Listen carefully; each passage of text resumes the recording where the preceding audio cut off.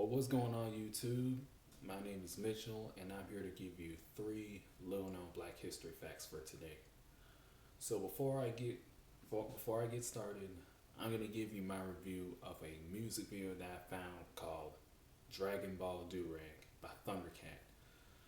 So I've never heard of this Thundercat guy, but I'm gonna tell you this: the music video was alright. Some are gonna say the music video was good, but to me, it was okay. The brother did good.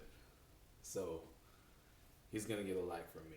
So shout out to Thundercat if he's watching this video, and I hope he makes more. He's gonna have an album out April 3rd. So get a chance to check it out. It's called Dragon Ball Durag. Okay. So here's the first of my three little known Black history facts. So this one is about Diane Nash. It says Diane Nash is one of the most important icons of the civil rights movement, although her contributions were often overshadowed by more well known male figures. Though she preferred a low profile and never sought the spotlight, Nash is a living Black heroine who continues to work for all equal rights. She's still alive today. She's over 80 years old. So here's her life story. She was born on May 15th, 1938, and was raised in Chicago. She started her college career at Howard University and then transferred to Fisk in Tennessee, and that's where she experienced racism for the first time.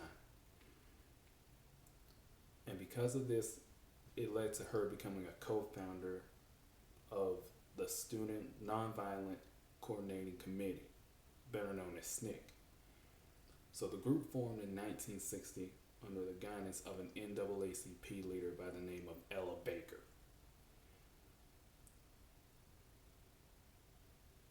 Okay. So Nash and other student activists led the first successful lunch counter integration in Nashville, Tennessee. And because of that, this led to SNCC organizing the freedom rides to integrate the buses. And that same year, and this was in 1961, that same year Nash married Reverend James Bevel, and the pair relocated to Mississippi to work on voter registration and trying to integrate the schools also. So then SNCC started to work with Martin Luther King, and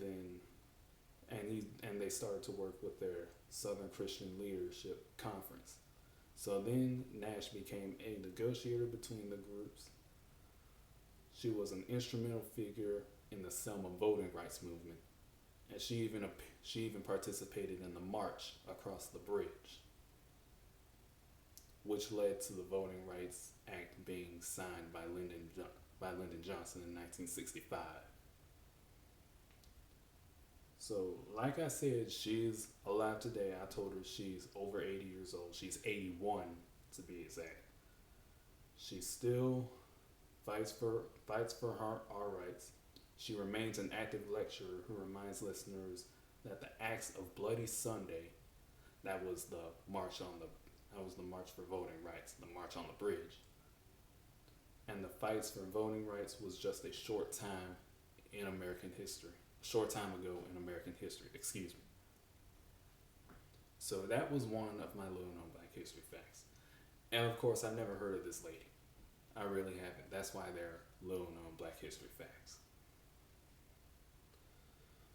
So the next person I'm going to be talking about is James Forman. So this is the second of my three little known Black history facts. So the late James Forman, a former leader of the Student Nonviolent Coordinating Committee, of course I told you that's SNCC, introduced his Black Manifesto document in April of 1969 at a conference in Detroit, Michigan. The manifesto demanded $500 million in reparations from a white church to make up for crimes and injustices that was suffered by Black Americans. The Black Economic Development Conference formed by businesses and religious leaders in caucuses with predominantly white Christian denominations, was held in Detroit from April 25th to the 27th in 1969. During the conference, Forman, then loosely associated with the Student Nonviolent Committee, Coordinating Committee, y'all know what that is, and in the wake of a failed merger with the Black Panther Party, it introduced the terms of his manifesto. So, Forman was known for his fiery politics and ability to mobilize. He would see his manifesto adopted by the BEDC group. Forman demanded that white churches and synagogues pay for the reparations to fund black companies, schools, a southern land bank, and a publishing company to absolve generations of racism against African Americans.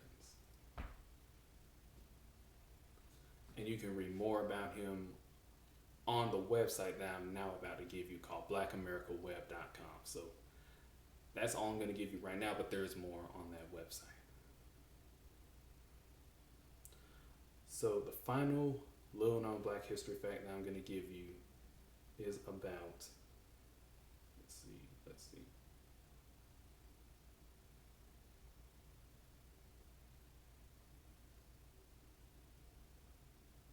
Here we go. So the final little known Black history fact that I'm about to give you is about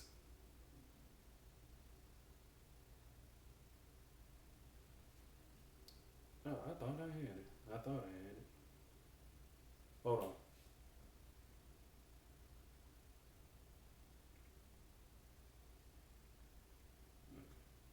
Here we go. I got it.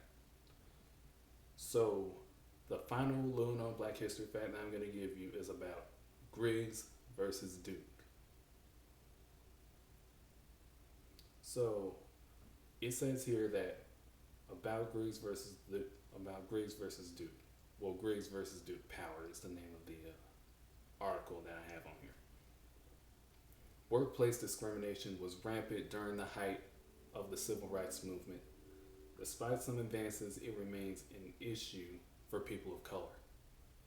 A Supreme Court ruling against the NAACP's Legal Defense Fund in 1971 is one of the legal actions that helped alleviate workplace racism. So there is a town in North Carolina called Draper. And in that town, there was a company called the Duke Power Company's Dan River Steam Station. Employed white and black workers from the area. The case against Duke Power developed when it was learned that blacks were relegated, to menial labor jobs while white workers enjoyed higher paying skilled jobs. Enough said, that's workplace racism. This disparity in payment and opportunity was addressed after the passing of the Civil Rights Act in 1964.